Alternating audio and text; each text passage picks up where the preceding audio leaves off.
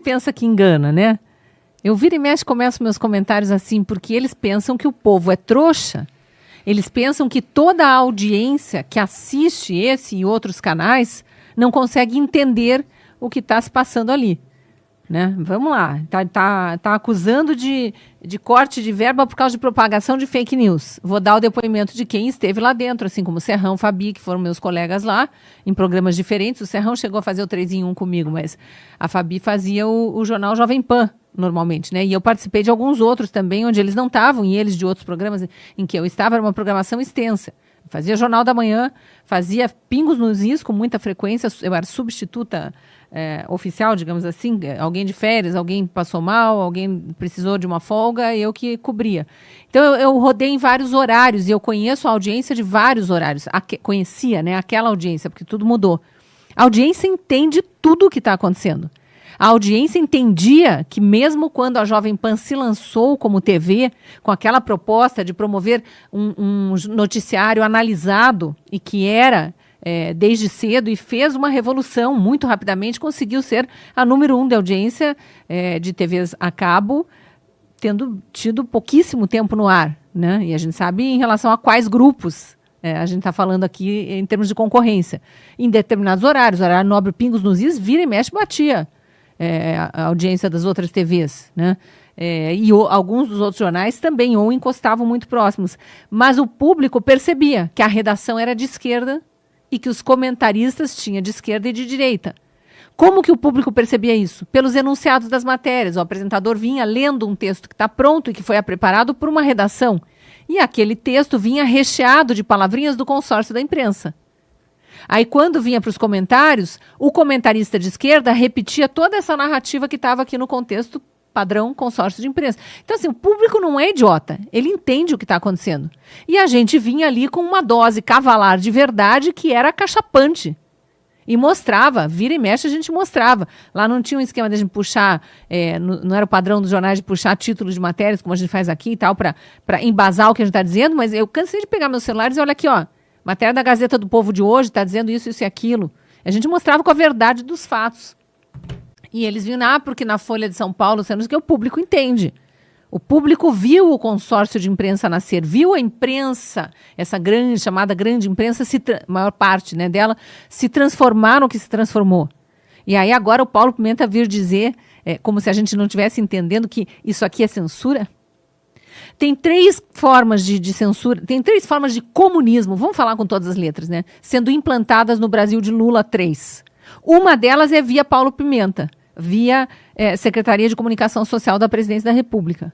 É cortando verbas. Ou vai falar o que a gente quer, ou não vai ter verbas.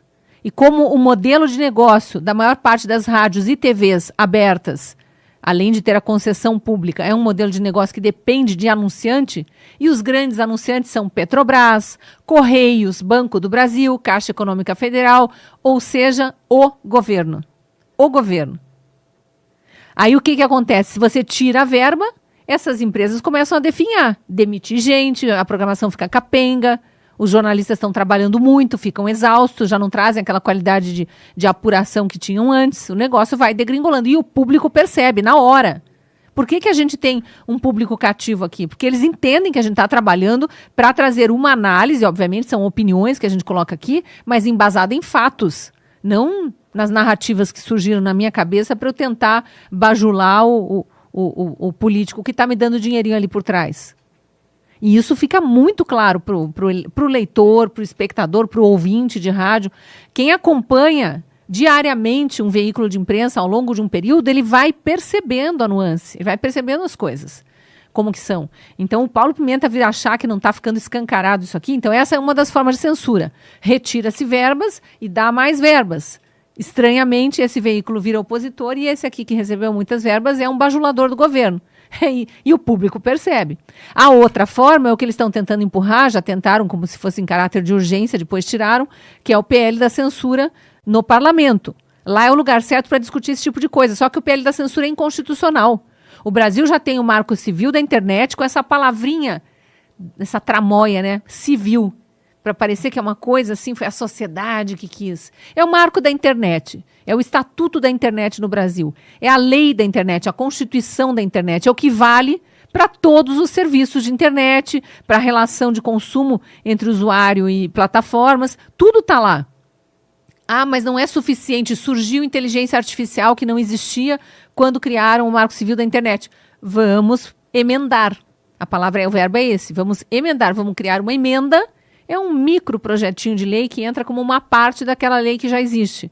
E vota-se, e aprimora-se. É isso que o conservadorismo prega.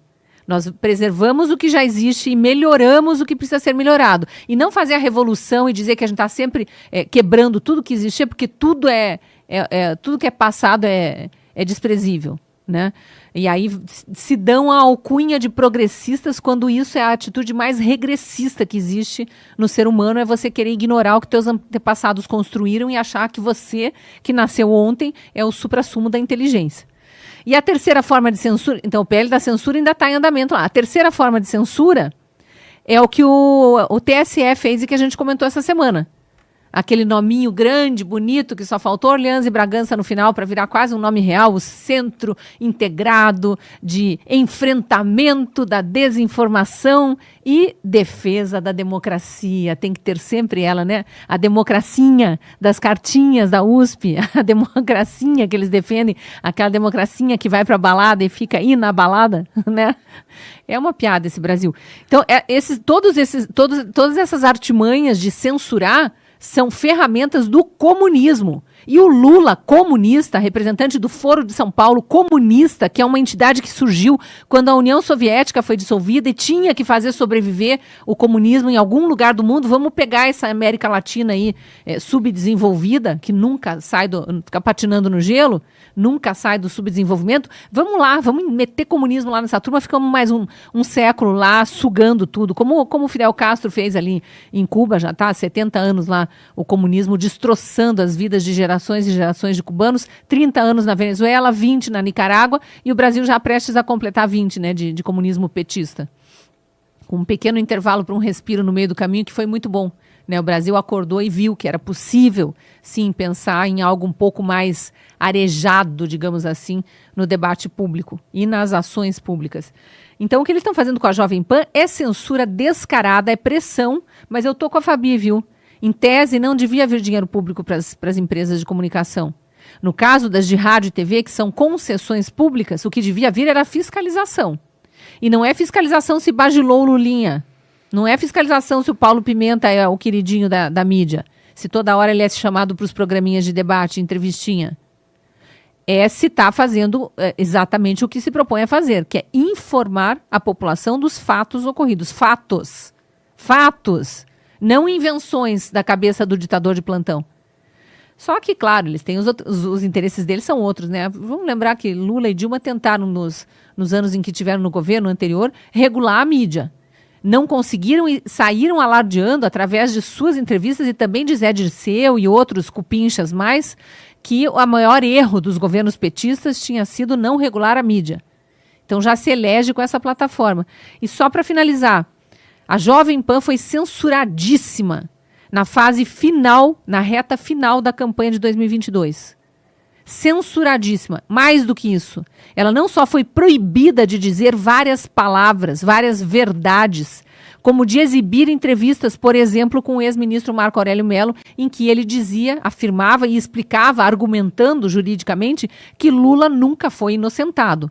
Um corrupto, lavador de dinheiro, condenado em 3 instâncias, só porque o amigo dele, o petista, advogado de terrorista do MST aqui no Paraná, que foi depois indicado pela Dilma, estava lá dizendo que o CEP da investigação estava errado, não era em Curitiba, tinha que ter sido em Brasília, e arquivou aquele processo para depois ser reaberto em Brasília, onde ele achava que era o CEP correto. E a juíza de Brasília, muito correta, olhando todos os prazos previstos no judiciário, viu que os crimes de lavagem de dinheiro e corrupção que eram atribuídos a Lula, com provas sobradas, como disseram os mais de 9 juízes que o condenaram, que aqueles crimes estariam prescritos até o fim do processo, ela disse, eu não vou empacar dinheiro público e colocar um monte de servidor público aqui, policial federal, promotor de justiça, procurador da República, indo atrás de provas e começando tudo de novo, chamar testemunhas, ouvir testemunhas, ficar nesse processo todo que é dispendioso,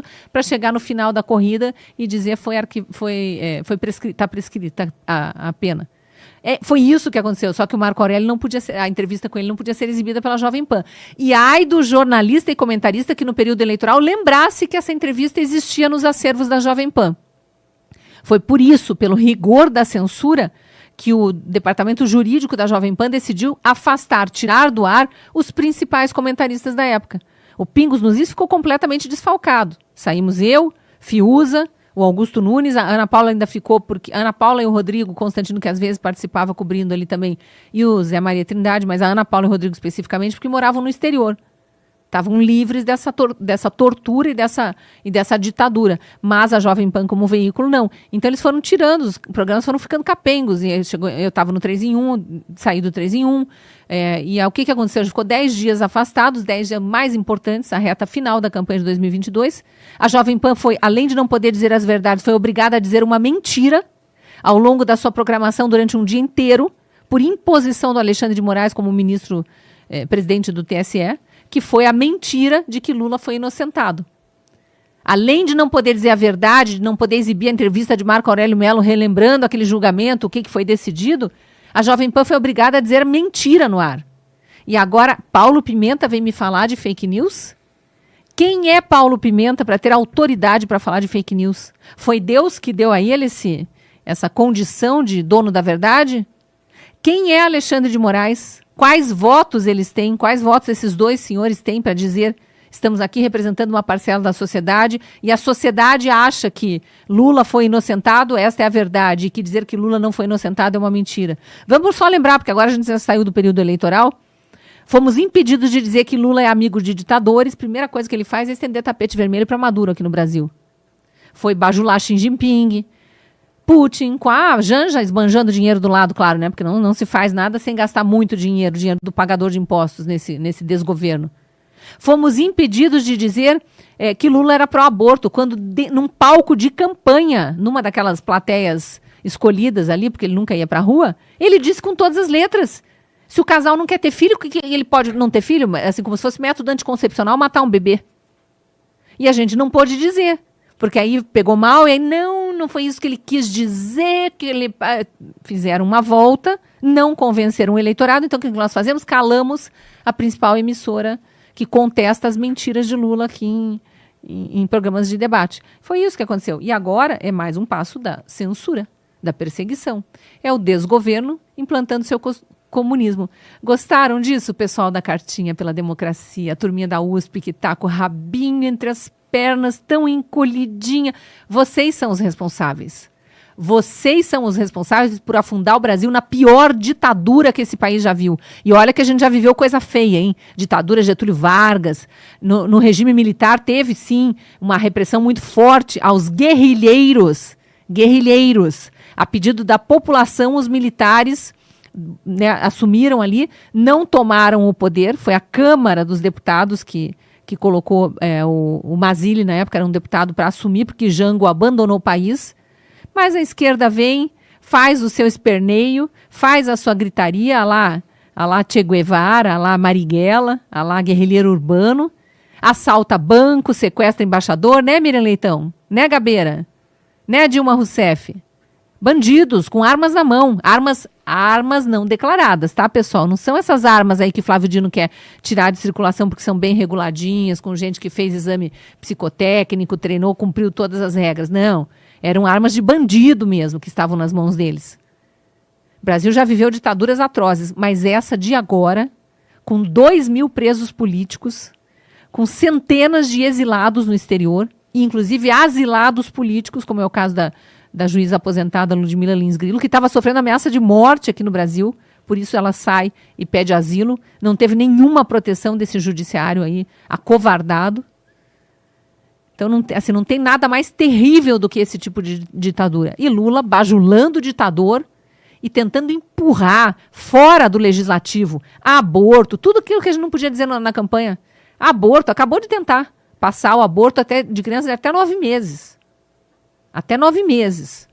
Ah, se o Ronaldinho dos Negócios, né, com 9 meses de idade, não tivesse tido a chance de nascer. Imagina, não teria um Ronaldinho dos Negócios no Brasil para o Lula ter tanto orgulho do filho, que era catador de cocô de elefante no zoológico e virou um trilhardário da noite para o dia, com alguns amigos que souberam investir dinheiro. É uma palhaçada, viu, para dizer o mínimo. É revoltante o que a gente vive no Brasil, mas tem que ser dito com todas as letras.